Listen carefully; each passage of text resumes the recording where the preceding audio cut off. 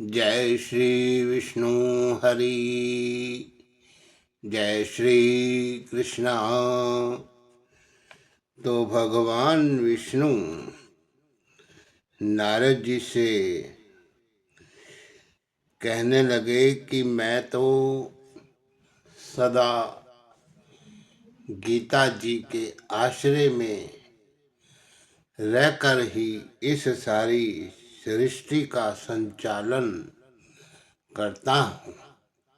हे नारद जी, जो कोई भी मेरे इस पवित्र ग्रंथ श्रीमद् भगवत गीता जी का पठन या श्रवण करता है तो मैं उसके समस्त पापों को नाश कर देता हूँ। वैसा मनुष्य सुखपूर्वक जीवन जीता हुआ अंत समय में मेरे परम धाम को प्राप्त होता है। तो मित्रों, ऐसी है श्रीमद् भगवत गीता जी की महिमा, जो कि मैं आपके लिए लेकर के आया हूँ। सो है मित्रों, श्रीमद् भगवत गीता के पाठ के श्रवण से मृत्युपरांत मोक्ष लोक की प्राप्ति होती है। हे सर्वानंद, सर्वशक्तिमान, पूर्ण ब्रह्म, अजन्म, अमर, अनंत, सर्वव्यापक, न्यायकारी, दयामय है ईश्वर, आपकी महिमा का कोई पार नहीं है। आपके शुभ नामों की भी कोई संख्या नहीं है। बड़े बड़े ऋषि मुनि देवता भी आपका पार नहीं पा सकते। तो मूढ़ अज्ञानी मनुष्य जो है आपको कैसे पार कर सकता है। हे महाप्रभु, आप ऐसे दयावान हैं कि अगर आप चाहें तो अपनी अपार दया से गूंगे को वाचाल तथा लंगड़े को पर्वतों को फांदने योग बना सकते हैं। हम तुच्छ जीवों को भी अपनी दया से इस योग्य बनाइए कि सर्वदा आपके चरणार बिंदों का ध्यान रखते हुए संसार में अत्यंत हर्ष के साथ रह करके और अंत समय में हम आपके शुभ धाम को प्राप्त कर सकें। हे प्रभु, ऐसी आप कृपा कीजिए। तो अब आप, हे मित्रों, श्रीमद् भगवत गीता जी के दूसरे अध्याय की कथा का श्रवण कीजिए। संजय राजा धृतराष्ट्र से कहने लगे, इस प्रकार दया से परिपूर्ण, अश्रु से भरी व्याकुल आंखों से देखते हुए दुखी हृदय अर्जुन से मधुसूदन कहने लगे कि हे अर्जुन, ऐसे विकट समय में ये मोह कहाँ से आया। ऐसा मोह शुद्ध पुरुषों को होता है। इससे ना परलोक में स्वर्ग मिलता है, ना जगत में कीर्ति होती है। हे पार्थ, तू कायर मत बन। तुझे ये शोभा नहीं देता और शत्रुसूदन, हृदय से नीचे बुद्धि का त्याग कर उठ खड़ा हो।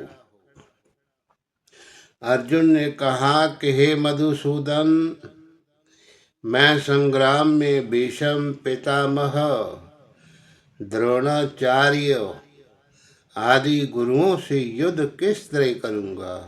हे शत्रु निकंदन, ये दोनों पूजा के योग हैं, इन पर बाण कैसे चलाऊं। हे कृष्ण, भिक्षा का अन्न खाकर समय बिता ले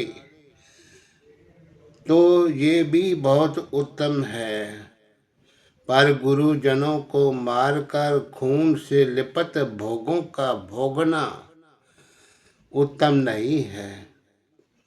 जो हम अदम काम करने को तत्पर हों भी जाएं तो हमें ये नहीं मालूम कि कौन बली है।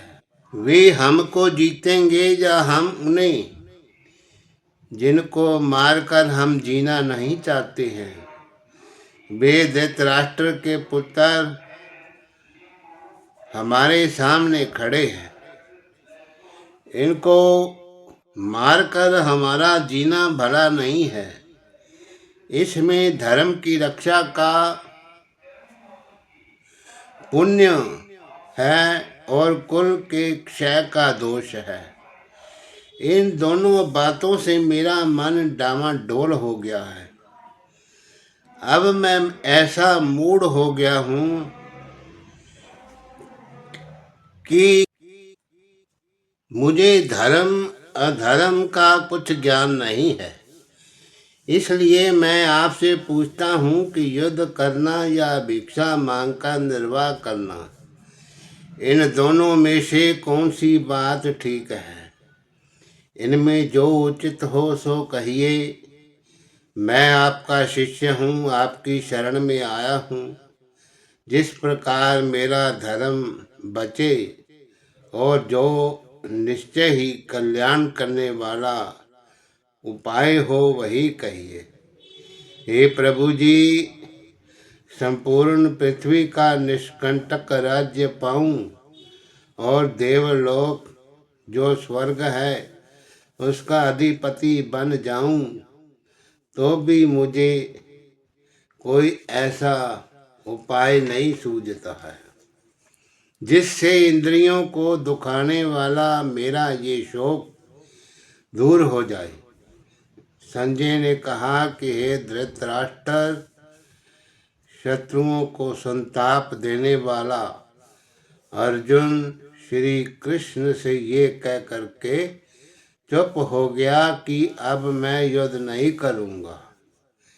कृष्ण जी दोनों सेनाओं के मध्य में खड़े अर्जुन को शोक युक्त देख कुछ हंसते हुए कहने की इच्छा से विचार करने लगे कि अर्जुन को शरीर और आत्मा के अविवेक से शोक उत्पन्न हुआ, सो जब तक इसको ज्ञान नहीं होगा तब तक शोक नहीं मिटेगा। ये सोचकर श्री कृष्ण जी कहने लगे कि हे अर्जुन, जो विवेकी पुरुष हैं वे किसी की चिंता नहीं करते, पर तुम सोचते विचारते हो और पंडितों के समान बातें बनाते हो। ये तेरा अहम ठीक नहीं है। विद्वान लोग जीते और मरे हुओं का सोच नहीं करते, क्योंकि जीना मरना दोनों ही मिथ्या है। हे अर्जुन, क्या ये सब पहले नहीं हुए थे और क्या आगे नहीं होंगे? ये बात नहीं है। इसके पहले मैं भी था और तुम भी थे और ये सब राजा भी थे। आगे भी हम, तुम और ये सब राजा होंगे। हे अर्जुन, जैसे इस शरीर की बाल्यावस्था और युवावस्था वृद्धावस्था तीनों अवस्थाएं होती हैं, उसी प्रकार जीव भी इस संसार को छोड़कर दूसरी देह पाता है। इसमें विवेकी पुरुषों को मोह करना ठीक नहीं है। कुंती नंदन शब्द स्पर्श रूप रस गंध जो इंद्रियों के विषय हैं, ये सर्दी गर्मी और सुख के देने वाले हैं। जिनकी इंद्रियों के सुख और दुख अपनी निश्चलता से चलायमान ना कर सके, उनकी पुरुषों ने अमृत पान किया है। इससे हे अर्जुन, इसको सहना उचित है।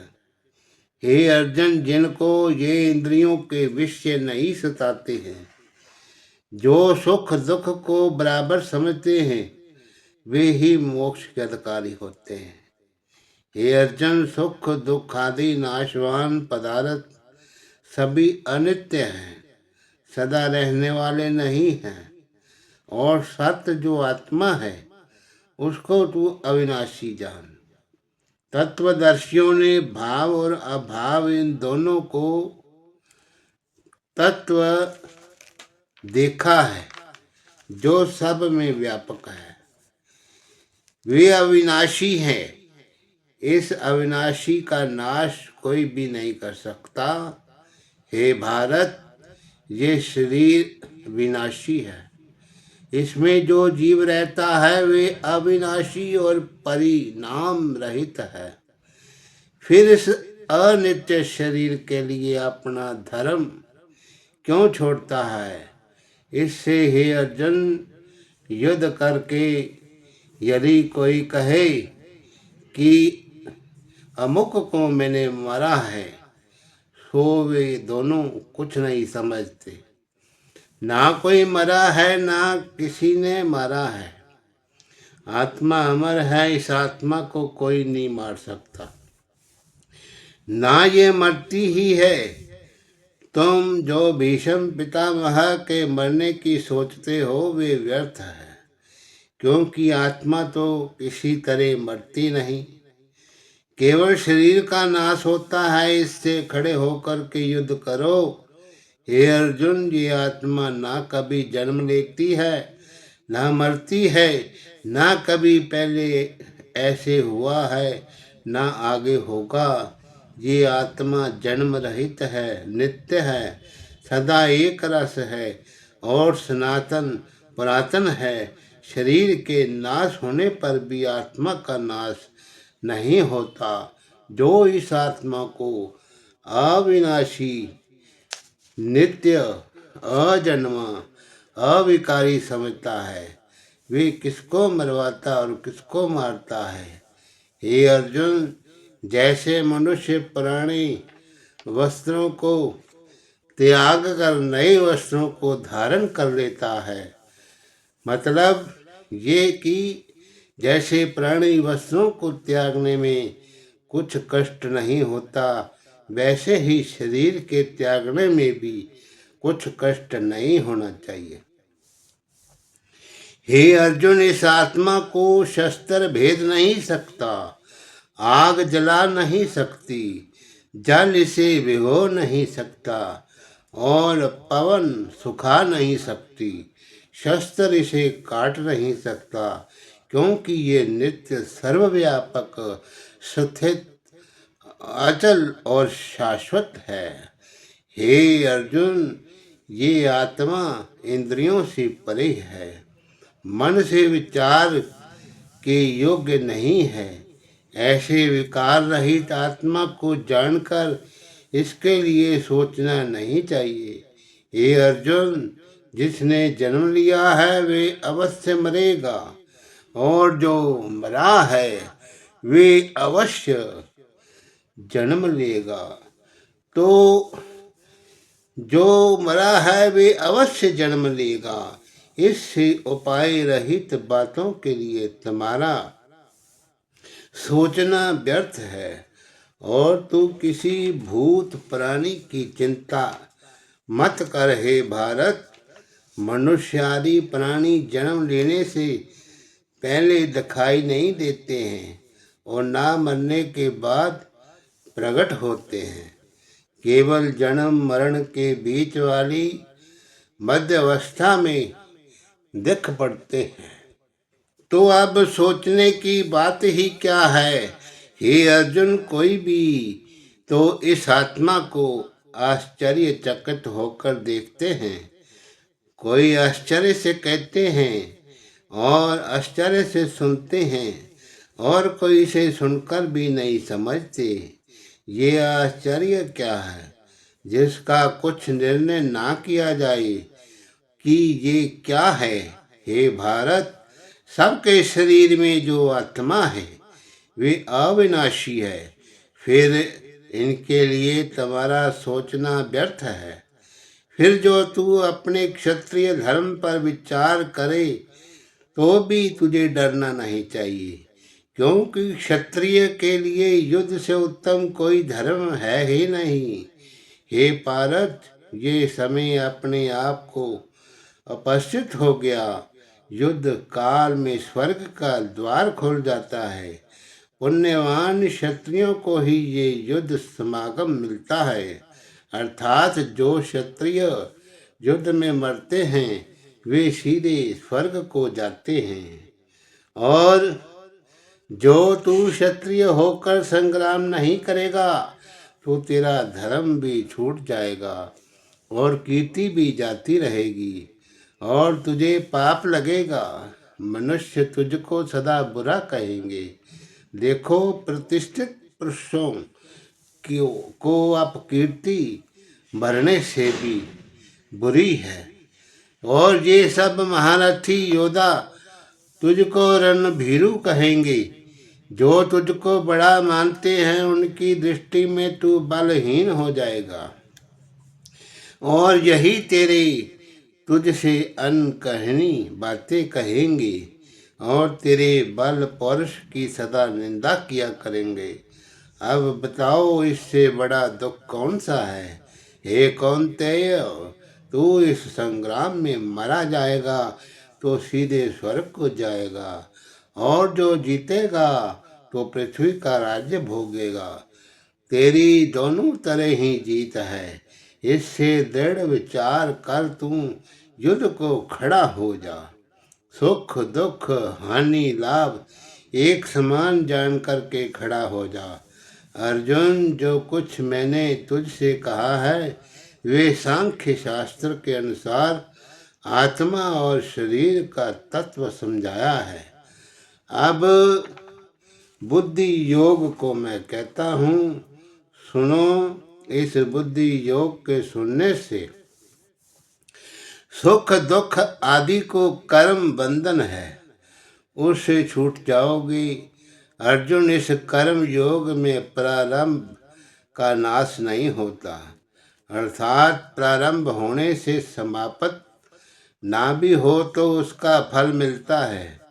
नाश में कुछ पाप है, इस धर्म का लेश मात्र भी पालन करना जन्म मरण आदि रूपी बड़े भयों से रक्षा करता है। हे कुरुनंदन, बुद्धि एक ही है, अर्थात जिनकी बुद्धि निश्चल हो गई है वे मोक्ष के साधन रूप इस कर्म योग में लग जाते हैं। जिनका मन विचलित है उनकी बुद्धि अनेक है, अर्थात तरह तरह के झगड़ों में फंस जाते हैं और उनकी शाखाएं भी अनेक हैं। हे पार्थ, यद्यपि विवेकी पुरुष इंद्रियों को जीतने का प्रयत्न करता है तो भी इंद्रियां बलवान हैं, मन को ठोड़ से चला देती हैं। इससे हे अर्जुन, स्वर्ग आदि प्राप्ति की कामना जिनको है ऐसे सकाम पुरुष भोग और सुख की प्राप्ति के लिए अनेक प्रकार के यज्ञ आदि कर्म को करते हैं, क्योंकि ये क्रिया जन्म और कर्म फल को देने वाली है। हे अर्जुन, भोग और ऐश्वर्य में जिनके मन फंस गया है और कर्म फलों की बताने वाली वाणी से जिनके चित्त हरे गए हैं उनका मन निश्चयात्मक बुद्धि में स्थित नहीं होता, और वे सत्व रज तम इन तीनों गुणों के विषय हैं। हे अर्जुन, तुम इन तीनों गुणों को छोड़ सुख दुख लाभ हानि को त्याग निर्द्वंद हो जाओ और नित्य ही सब में स्थिर हो, अप्राप्य वस्तु की प्राप्ति और प्राप्त की रक्षा में मन लगाओ, केवल आत्म स्वरूप में सावधान हो जाओ। हे अर्जुन, जैसे तालाब सरोवर आदि पानी से भरे हुए हैं, मनुष्य अपने प्रयोजन भर उसमें से जल ले लेता है, ऐसे ही ब्रह्मवेता संपूर्ण वेदों में से अपने प्रयोजन भर ज्ञान ले लेता है। कर्म में तेरा अधिकार है, फल में भी कभी नहीं, और जो तू कर्म करे उसका हेतु अथवा उसके फल का भोगने वाला भी मत हो।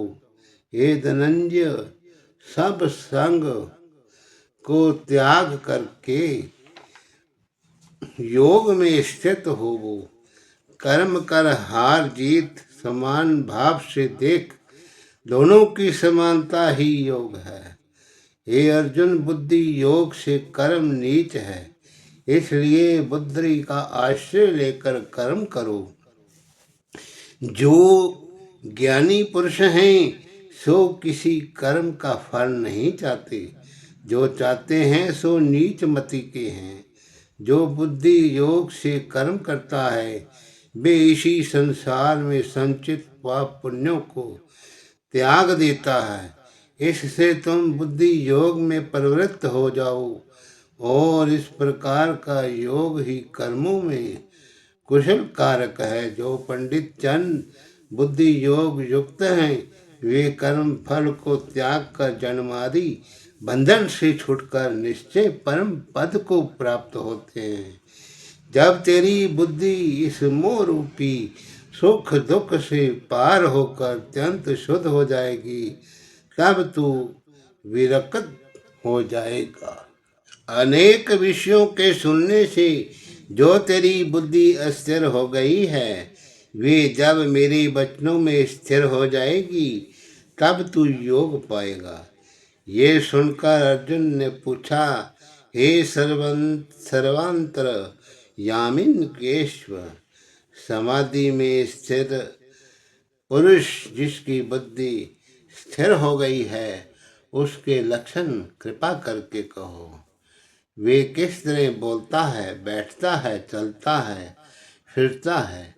तो श्री भगवान बोले, हे अर्जुन, जिसकी कामना किसी बात पर नहीं उठी, अपनी आत्मा को पाकर संतुष्ट है, उसकी निश्चल बुद्धि जान।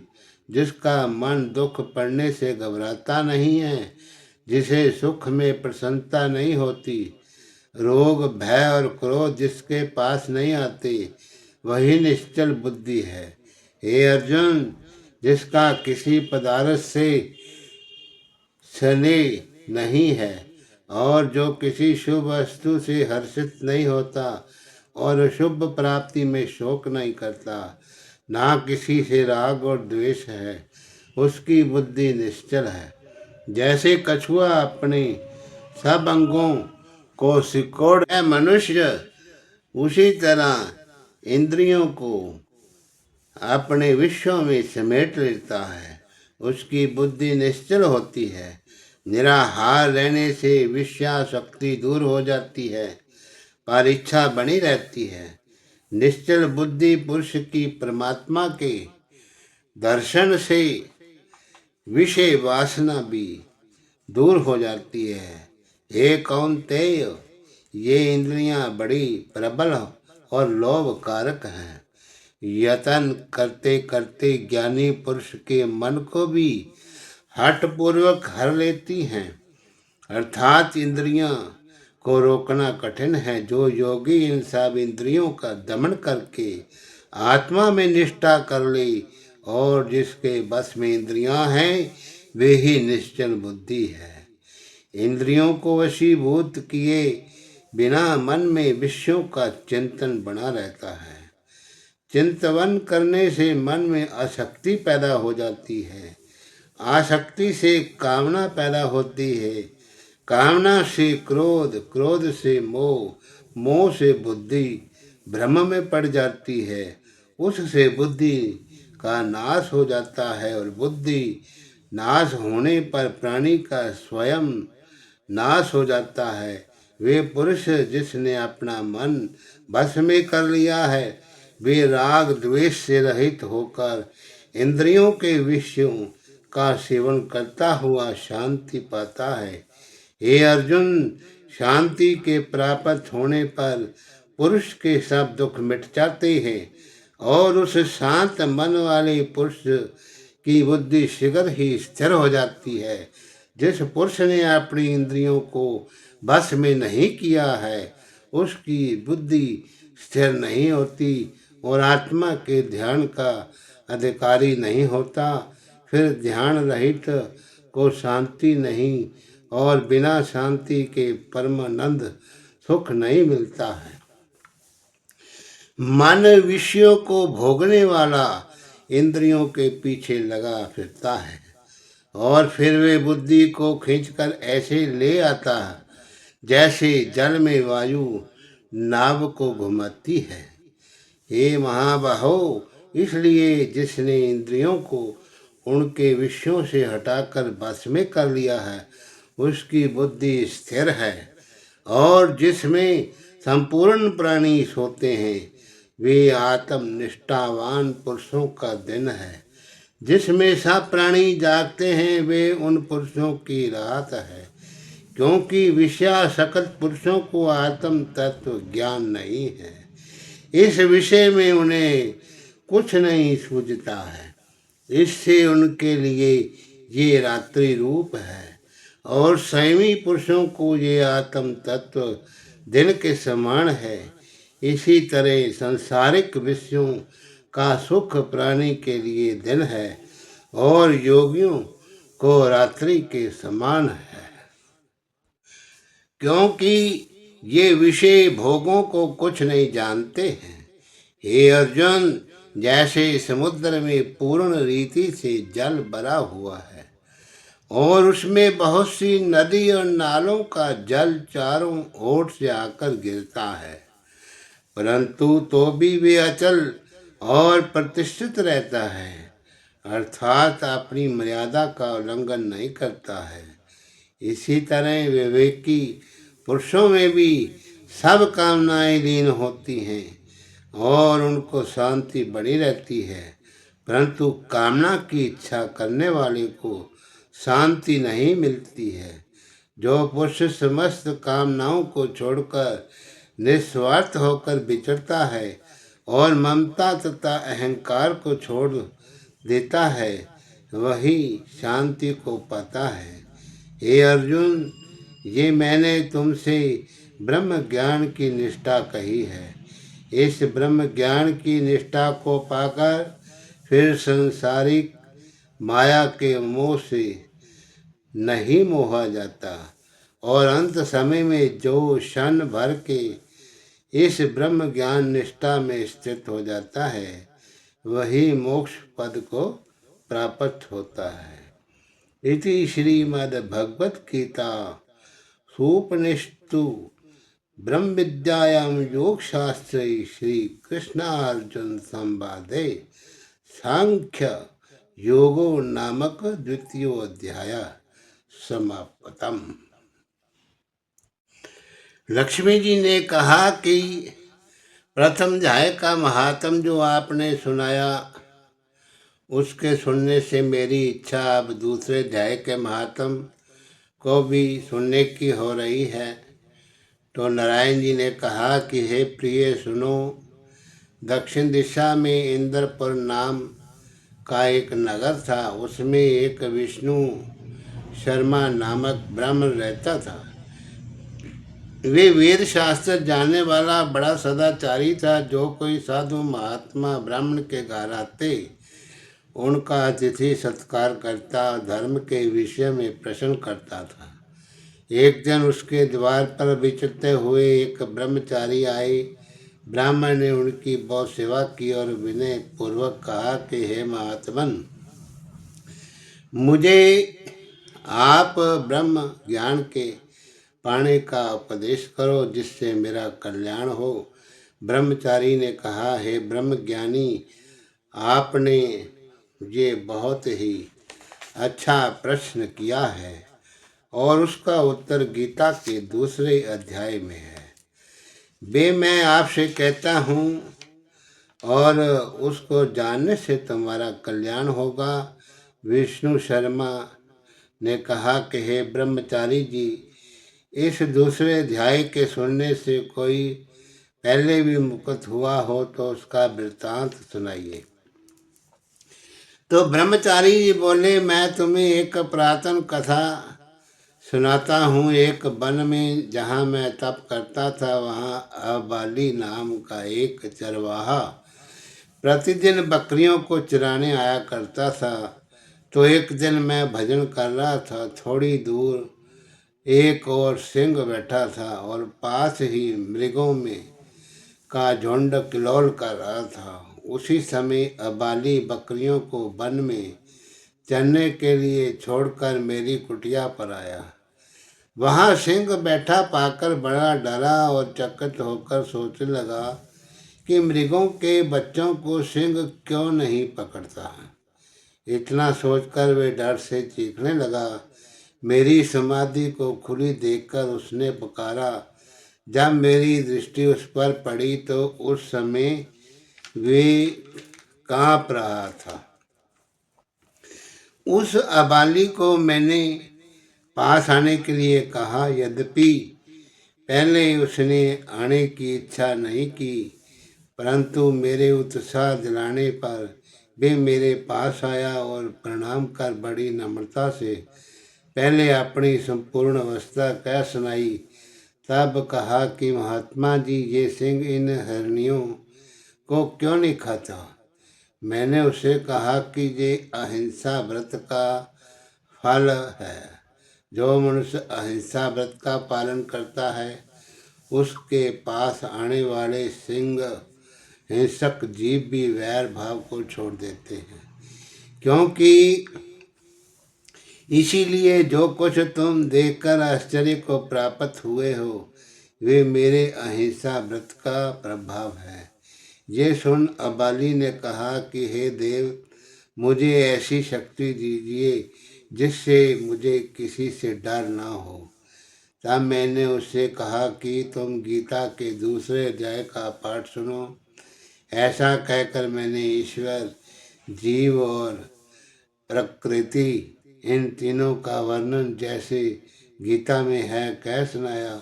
अबाली दूसरे अध्याय का महात्म सुनकर पूर्ण ज्ञानी हो गया और तत्काल ही आकाश में विमान आए और उसको वैकुंठ लोक ले गए और वे अपनी अदम देही को छोड़कर दिव्य शरीर को प्राप्त हुआ।